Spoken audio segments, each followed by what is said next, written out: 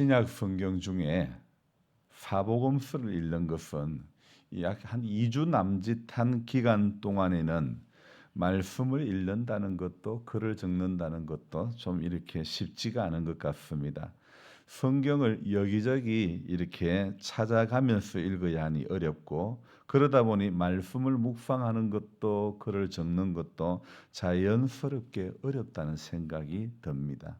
예전에 우리 성도님들 모르게 이웃교회 수리해드리고 그럴 때는 이 글도 쉽게 적어지고 그랬는데, 죄송하지만 저도 나이 탓인지는 모르겠지만, 아니면 변질되었는 것일까, 그도 저도 아니면 어떤 변화가 제게 필요한 것일까, 저런 생각에 매일의 글 시작부터가 사실 참 쉽지가 않습니다. 지금 저의 경우를 운동선수에 비교한다면 슬럼프에 빠졌다, 이렇게 말을 할 수도 있을 것 같은데, 사실 우리 연세 많으신 성도님들이 슬럼프라는 말이 무슨 말인지를 잘 못 알아들으시니 먼저 설명을 해드려야 되겠죠.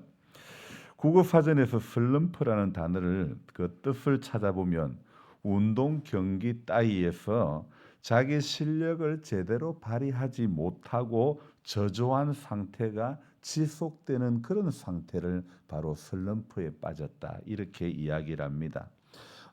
운동 선수를 말하면 이렇게 슬럼프와 같은 경우라고 설명하기 좋게 슬럼프라는 단어를 사용할 수 있겠지만, 사실은 이 목회자에게는 슬럼프라는 단어는 적합한 용어는 아닌 것 같습니다.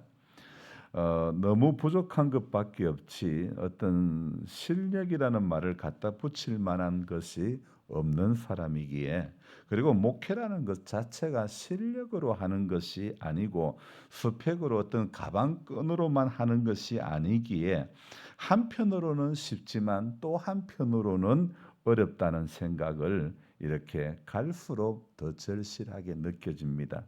기도가 부족한 것일까?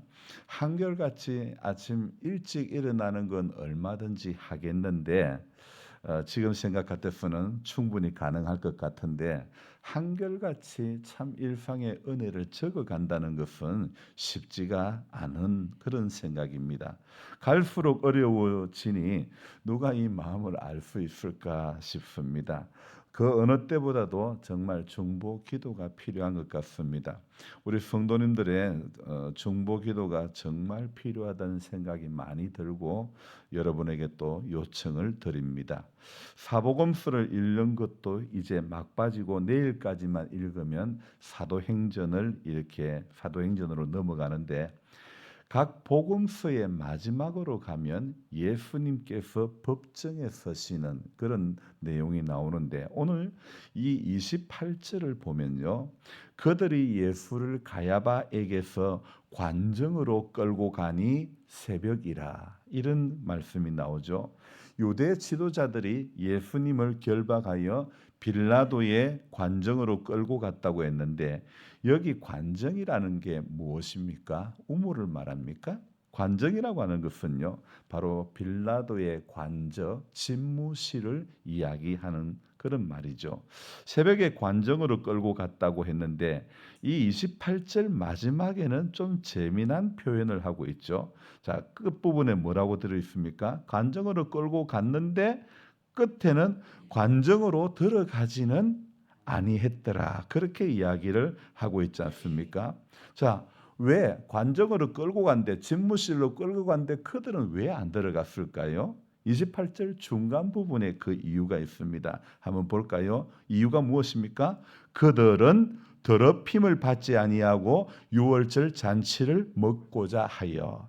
자, 관정으로 들어가지 않은 이유가, 집무실로, 빌라도의 집무실에 들어가지 않은 이유가, 자기들은 더럽힘을 받지 않고 유월절 잔치에 임하고자 했다는 것이죠. 그러니까 한마디로 유월절을 앞두고 정결을 지켜야 한다는 그 이유로 빌라도의 집무실에 들어가기를 꺼려했다는 것이죠. 그래서 이 빌라도의 집무실로 끌고 갔다는 말은 예수님을 죽인 책임을 누구에게 넘기는 겁니까?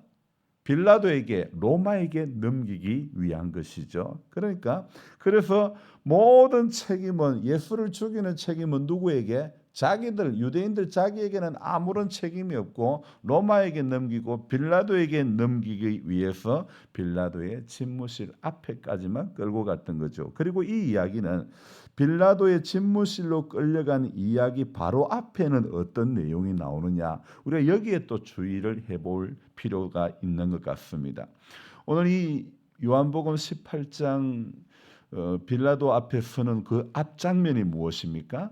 베드로가 나는 제자가 아니다, 나는 예수의 제자가 아니다, 바로 이 장면 뒤에 우리 예수님이 빌라도 앞에 서게 되는데, 그래서 우리는 오늘 28절 이 말씀 앞부분의 말씀을 또 먼저 한번 나누어 보면서, 그리고 28절과 매칭을 시켜서 오늘 말씀의 결론을 내리기를 소망합니다.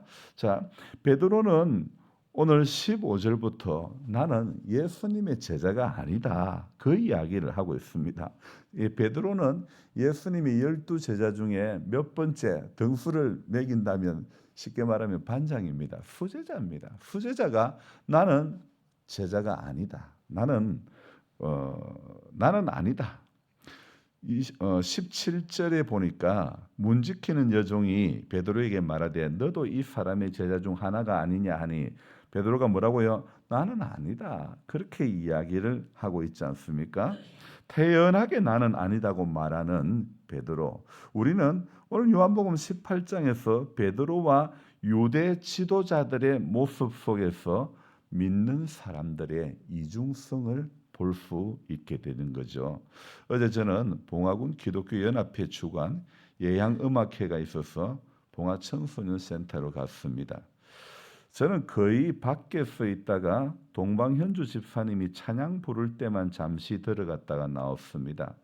왜 제가 그랬냐면, 제가 생각하는 예향음악회라는 것은 차라리 이 음악회가 차라리 찬양 집회였으면 좋지 않을까 싶은데, 문제는 봉화군 기독교 연합회 이 주관하는 예향음악회를 군에서 돈을 엄청나게 지원을 받기 때문에, 그래서 믿음의 가수들로만 할 수가 없고, 그러다 보니 이제 이 세상 가수들도 초청하게 되고, 그래서 음악회 순서에는요, 이 순서지에 보면 이 처음에는 봉화 영주에 있는 믿음의 사람들 또 합창단 이런 사람들이 찬송을 하고 연주를 하고, 그러다가 처음에는 은혜로 시작했다가 나중에는 세상으로 끝나는 그런 모습을 이렇게 하고 있는 거죠.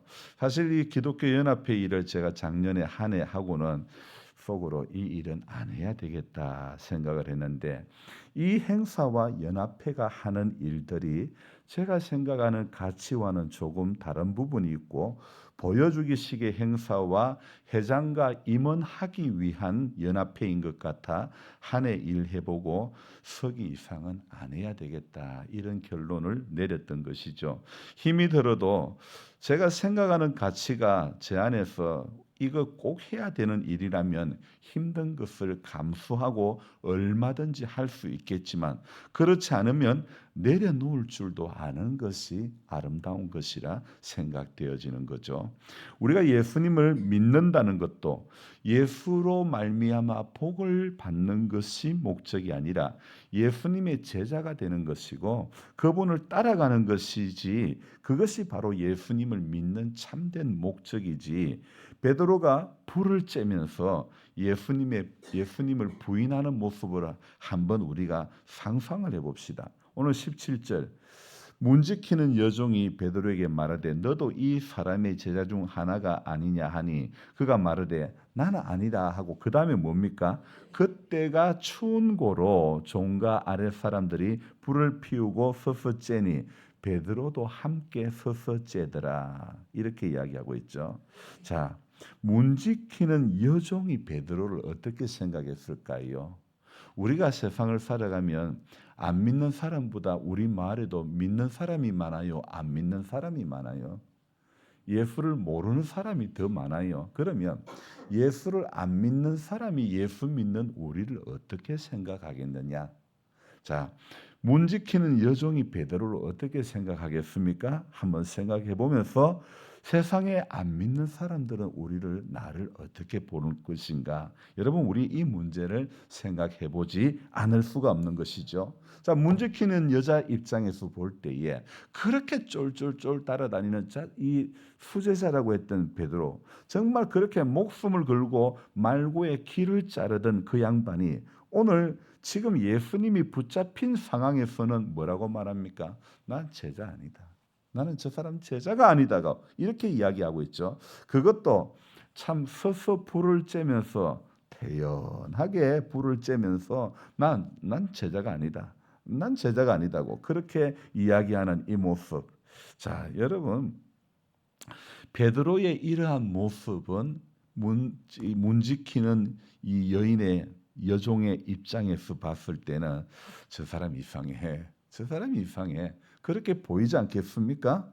우리 예수님이 이 예루살렘으로 입성할 때의 모습으로 다시 한번 생각해 봅시다. 예루살렘으로 입성할 때 사람들은 종려나무 가지를 흔들리면서 호산나 호산나 그랬던 그 유대인들이 아니었습니까? 그런데 어떻습니까? 빌라도의 시각에 지금 어떻게 보였을까요? 사람들은 지금 예수를 죽이려고 자기의 집무실로 끌고 왔단 말입니다. 그러니까 오늘 문 지키는 여종의 시각과 빌라도의 시각을 볼 때에 시각에 비친 사람들, 믿는 사람들의 모습은 어땠을까요? 과연 저게 맞다고 말할 수 있는 그런 모습을 비춰주고 있는가? 여러분, 성경이 우리에게 말씀하는 가치는, 성경이 가르치고자 하는 것은요, 속과 겉이 다른 삶이 아니라는 거죠. 경건의 모양은 있으나 경건의 능력은 없는, 부인하는 그런 삶이 아니라는 거죠. 자기를 지켜 새 속에 물들지 않게 하는 그것이 경건의 삶이라는 거죠. 베드로가 문을 지키는 여인에게 자신의 삶이 다 드러났고 그러면서도 태연히 불만 쬐고 있고, 자, 이 모습 어제 마태복음의 26장에서도 베드로는 멀찍이 예수를 따라갔다는 것. 그래서 어제와 오늘 생각을 해보면 어제는 멀찍이 예수를 따라갔던 것이 바로 베드로가 실패했던 원인 중에 하나였죠. 오늘 베드로는 서서 태연하게 불을 쬐는 이 모습, 여러분, 참 유대인들이 빌라도 앞에서 자기들 속마음이 다 드러난 것을 보여주고도 예수와 상관없는 길, 정말 예수님을 죽이는 길에 앞장섰던 것을 보면서 여러분, 저는 오늘 이런 결론을 내려봅니다. 여러분, 우리가 아는 것과 따르는 것에는 엄청난 차이가 있습니다. 예수님을 아는 것과 예수님을 따라가는 것에는요, 엄청난 차이가 있다는 이런 생각. 여러분, 오늘 우리가 요한복음 18장에서 깨달아야 되는 것은 단순히 예수님을 아는 것과 아는 것에만 머물지 말고 예수님을 본받아 살아가는 것에는 너무 많은 차이가 있다는 겁니다. 여러분, 예수님을 본받아 그분을 따라가야 되는 것이죠. 여러분, 내 인생의 주인을 누구로 삼아야 하는지, 예수님 당시의 유대인들뿐만 아니라 불을 쬐던 베드로뿐만 아니라 오늘 예수를 믿는 우리 모두가 풀어가야 할 숙제라는 것입니다. 단순히 예수님을 아는 것으로는 부족합니다. 그분의 가치를 따라 살아가는 것이 우리에게 필요한 것이고 매일 우리가 풀어가야 할 숙제가 바로 이것이라고 생각합니다. 그래서 여러분, 아는 것에만, 교회에 나오는 것에만 머물지 말고 정말 오늘도 신자 되기 원합니다.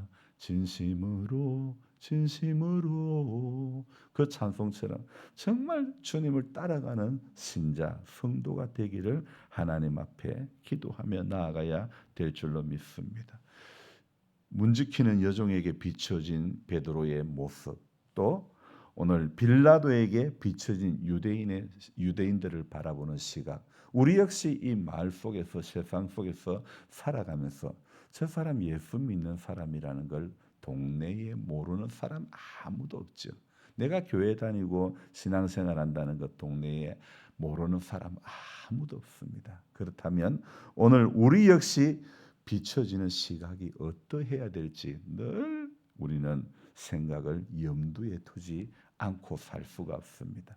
예수를 믿는다는 것은, 예수를 따라간다는 것은 내 주인이 내가 아니고 그분의 가치를 따라가는 것이 예수를 믿는 자의 삶인 것이고, 예수 믿는 목적, 바로 제자가 되는 것이 주님이 기뻐하시는 이유라는 사실을 우리가 오늘 기억하면서 저와 여러분들이 이날 하루도 살아가면서 하나님 앞에 주님, 나는 아는 것에 머물지 않고 본받고 그분만을 따라가는 인생이 되기를 소망합니다. 그렇게 비춰지는 인생이 되기를 소망합니다. 기도하시고 돌아가시기 바랍니다. 기도합니다. 좋으신 하나님 아버지, 새로운 한 날을 시작하면서 또 말씀 앞에 섰습니다. 말씀을 들어서 아는 것은 많지만 행함이 없는 것은 그 집을 반석 위에 짓는 것이 아니라 모래 위에 지은 사람과 같다고 했습니다. 하나님, 비가 오고 물나고 바람 부딪힐 때에 무너지고 썰려 내려가고 마는 그런 어리석은 믿음의 집을 짓는 자들이 아니라 오늘 우리 믿음의 기초를 반석 위에 두는 하나님의 사람들이 다 될 수 있도록 도와주시옵소서. 세상과 하나님을 겸하여 섬길 수가 없습니다. 우리 믿음의 가치는 그 어떤 것과도 바꿀 수가 없는 것입니다. 이 땅에 살고 있지만은 이 땅이 이 세상이 추구하는 가치를 넘어서 하나님께서 오늘도 우리에게 주시는, 성경을 통해서 우리에게 교훈하시는 그 가치를 따라 순종하고 엎드리고 하나님을 바라고 구하고 찾고 두드리고 믿음으로 살려고 애를 쓰고 이기는 자가 되려고, 그 반열에 서려고, 경건하게 살려고, 거룩하게 살려고 몸부림치는 하나님, 우리 모두가 될 수 있도록 도와주시옵소서. 여종에게 비춰진 베드로의 모습, 분명히 베드로가 예수의 제자라는 것을 알았을 것입니다. 그러나 부인하는 베드로의 모습을 볼 때에 여인의 마음에는 믿어도 할 수 없겠구나, 자기 목숨 앞에서는 어쩔 수가 없구나, 그런 것을, 믿음의 사람의 이중성을 베드로를 통해서 우리가 알 수 있고, 빌라도 앞에 비춰진 유대인들의 모습 역시 믿는 사람의 이중성을 우리는 볼 수 있습니다. 그래서 하나님, 그것과 속이 다른 하나님의 사람이 되지 않기를 원합니다. 말씀 앞에서 철저히 자신이 깨어지는 우리 모두가 될 수 있도록 도와주옵소서. 우리 연로하신 성도님들 하루하루 건강이 약해져 갈 수밖에 없지만 예수를 믿는 믿음 안에서 여호와를 앙망하는 자가 되어서 날마다 위로부터 내리시는 새 힘을 얻게 해주시고, 독수리의 날개치며 올라감 같은 그 말씀의 역사가 삶 가운데 경험되어지는 그런 은혜가 있게 하여 주시옵소서. 여러 암한 자들을 주님께서 불쌍히 여겨주시고 생명 있는 동안에 예수 영접하게 하시고 예수의 가치를 따라 살아갈 수 있도록 도와주시고, 우리 역시 주님이 말씀이 우리에게 교훈하는 그 가치를 따라 오늘도 손해볼 줄 알고, 오늘도 주님 내려놓을 줄 알고, 주님 기뻐하시는 일들 더 조금이라도 더 감당하다가 하나님 앞에 서게 하여 주옵소서. 감사를 드리며 예수님의 이름으로 기도드리옵나이다. 아멘. 간절한 마음으로 주여 부르고 기도합니다. 주여, 주여, 주여. 아버지 하나님, 참 부족함을 느낍니다.